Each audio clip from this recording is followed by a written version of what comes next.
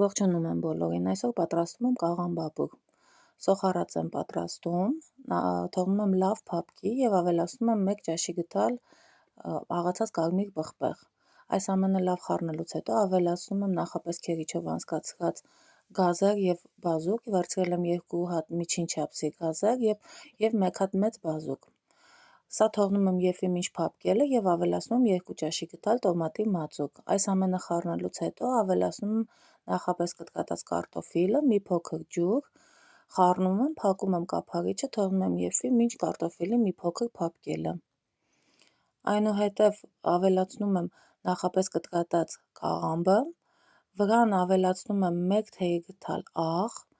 և 1 հատ լավրովի լիստ, փակում եմ և թողնում եմ եփի մինչ կաղամբի լավ եփվելը, լավ փափկելը, այս ամենից հետո ավելացնում եմ նախապես խաշած